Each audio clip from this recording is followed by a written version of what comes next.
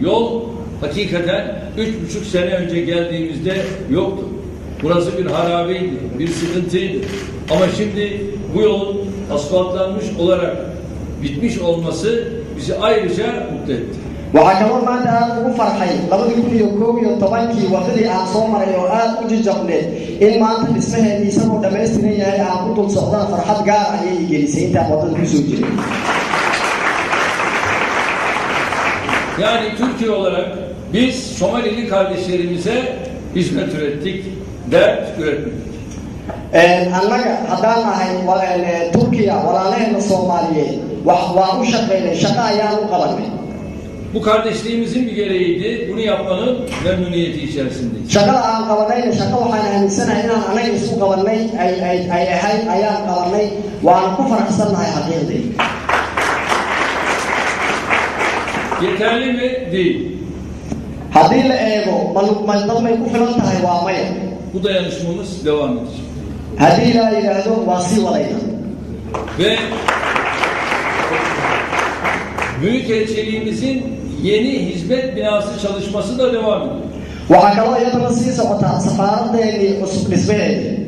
Bizlere 80 bin metrekarelik bir alan tahsis ettiler. 80,000 oo mitir square ayayna siiyeen walaaleena. Ve bu alan üzerinde 10 bin metrekare kapalı alanı olan bir hizmet binasını gerçekleştiriyoruz. Waxaan samaynaynaa 10,000 oo mitir dhismo ah ayaan ka samaynaynaa hadda meesha. Bu dünyanın en büyük Türk büyükelçiliklerinden bir tanesi oluyor.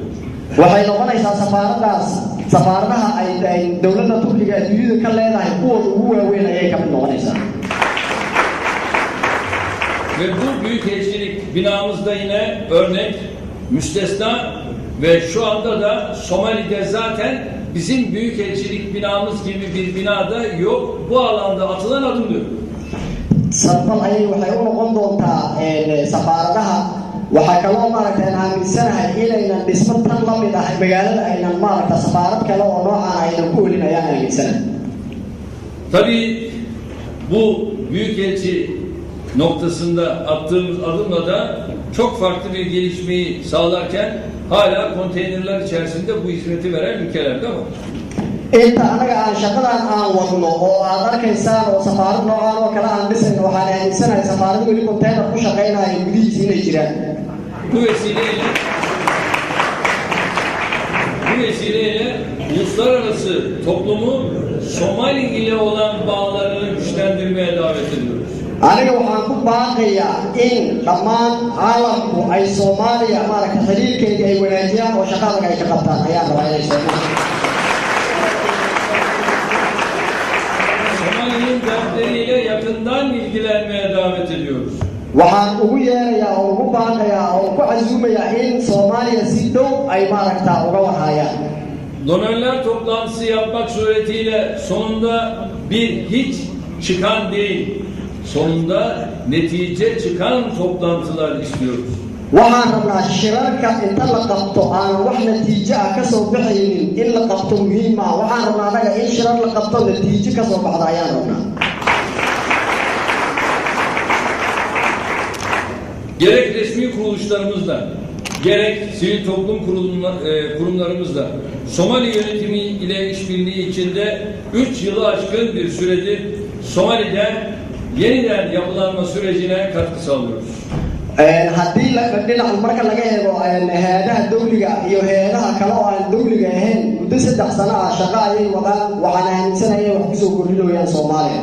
Gerçekten burada ailelerinden fedakarca uzak çalışan, gayret eden tüm kardeşlerime şahsım, milletim adına teşekkürlerimi ifade etmek istiyorum. Waxaan halkaan uga mahadcelinayaa dhammaan dadka ka soo tagay caailoyinkoodii halkaan shaqada adag ka haya ayaan waxaan uga mahadcelinayaa anoo ku hadlaaya magaceygii iyo magaca maaragta shacabkeygii waan u mahadcelinayaa dadkaan samaynaya hawshaas. Biz Afrika'daki bu ziyaretlerimize başlarken Ebola'ya karşı mücadele amacıyla temin ettiğimiz yardım malzemeleri de Batı Afrika'da bu hastalıktan en çok etkilenen ülkelere ulaştırılıyor. Inta aniga safarkii Afrika aan ku maraya aan wada waxaa kaloo wadaa ololo ah maaragta loogu hortagayo cudurka Ebola oo kaalmeyna ayaan wadnaa. Bu konuda Afrika ülkelerine desteğimiz devam edecektir. موضوعا دولadaha Afrika inta aan maaragta waa ka caawin doonaa inta aan joogno. Tabii üzerinde durduğum hassas konulardan bir tanesi de şu.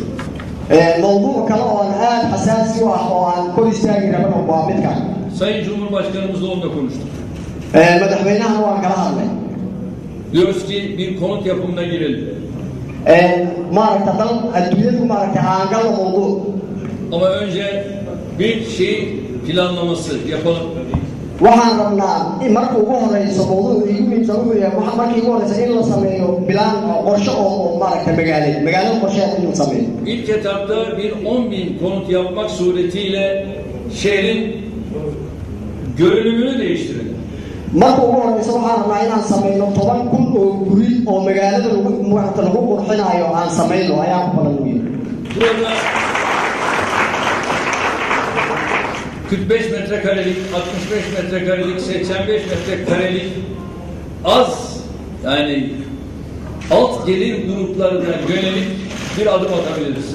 Waxaan sameyn karnaa 50 meter square, 80 meter square, 60 meter square ayaa waxaan ka sameyn karnaa maaragta dadka dabaqada dhexe ama dhaqaalaha hoose in loo dhiso. Bu konunun detaylarını değerli mevkidaşımla görüştük. Mawduucan detailkiisii waan ka wada hadalnay. İnanıyorum ki 1 ila 2 yıl içerisinde biz bu 10.000 konutu hazırlar ve Somali'ye kazandırırız. 10,000 haddii ilaahay yidhaahdo waxaan ku dhisi doonaa oo ku samayn doonaa 2 sano gudaheed. İşin ikinci etabını farklı bir şekilde planlayıp ondan sonra yola yine devam ederiz. Haddii ilaahay yidhaahdo markaa wixii ka dambeeya haddana qorshooyin kale ayaan samaynaynaa oo maaragta aan ku tashanayno oo aan hore u sii soconayno. Ben tekrar bu misafirperverliğe şahsım, heyetim adına teşekkür ediyorum. Merhaba. Basın mensuplarına ayrı ayrı teşekkür ediyorum. Bu ziyaretimizin hayırlara vesile olmasını Allah'tan temenni ediyorum. Mar labaad mudane madaxweyne waxaan kaaga mahadcelinayaa soo dhaweyntaada qiimaha badneed. Waxaan kaloo mahadcelinayaa meediyaha aad ayaad u mahadsan tahay mudane madaxweyne.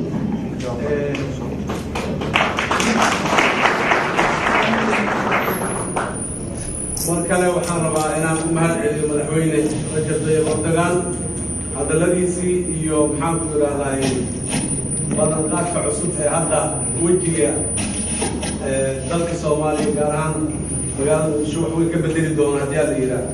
Tekrar Sayın Cumhurbaşkanımız yaptığınız konuşmayla ilgili ve verdiğiniz tekrar yeni sözlerle ilgili teşekkür etmek istiyorum. 10,000 oo qoys oo guryaha isla geeyay maanta waa wax weyn baa. Bizim için 10,000 tane konut evi gerçekten çok önemli bizim için. Intaas kadib waxaan rabaa mudane madaxweyne inay iga ogolaatid inaan magaca shacabka Soomaaliyeed aan ku guddoonsiiyo bilad sharaf ay dalka Soomaaliyeed ay ku garteen iyo dowladda. Sayın Cumhurbaşkanı eğer izin verirseniz sizin milletimiz adına Somali'nin verdiği en üst madalyayı size teşrif etmek istiyorum. biladaas oo ah midda ugu sarreysa ee Soomaaliya laga bixiyo. Bu madalyayı gerçekten birinci olarak geçiyor.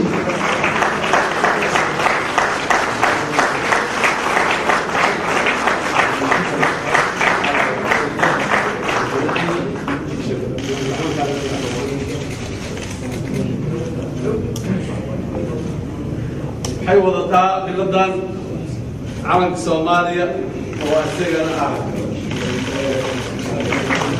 Bu bayrağı taşıyor. Tekrar bu bayrağı da vermek istiyorum.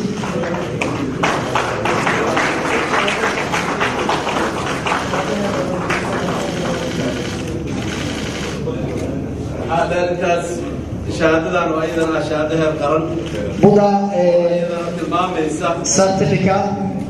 waxay aad u qabat Soomaaliya. Somali'nin yaptığı gerçekten fedakarlık için gösteriyor.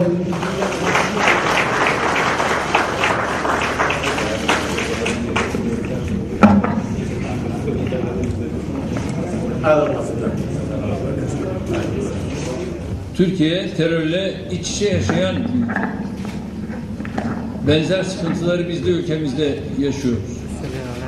ve bu sıkıntılar var diye Türkiye'nin 81 vilayetini bir kısmına gitme, bir kısmına git, bugüne kadar böyle bir anlayışımız olmadı.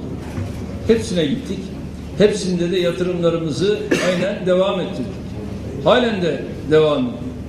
En doğudan en batıya kadar, en kuzeyden en güneye kadar. Aynı şekilde Somali'de de attığımız bu adımları devam ettireceğimizi söyledik. Ve terör gruplarına yönelik de bizler pes edemeyiz. Bizler insani, vicdani, İslami görevlerimizi yerine getireceğiz. Ve bu görevleri yerine getirirken şehitlerimiz de tabii ki olacak. Ama unutmayalım ki şehadet sadece o kardeşlerimiz için olur veya vakidir diye bir şey yok. Aynı şey Allah lütfederse bizim için de olabilir. Bunlardan kaçmak, çekinmek diye bir hakkımız da yok. İnandığımız bu yolda çekinmeden bu yolculuğumuzu, bu insanlara hizmet aşkımızı gerçekleştireceğiz. İşte buradaki tabloyu görüyorsunuz. Bu tablo içinde yaşayan insanlara karşı biz sessiz, duyarsız kalırsak bunun hesabını Türkiye olarak veremeyiz. Onun için buradayız ve bugün bu adımları attık. İnşallah bundan sonra da atmaya devam edeceğiz. Because of the time, the questions are over. Thank you, Mr. President. Thank you.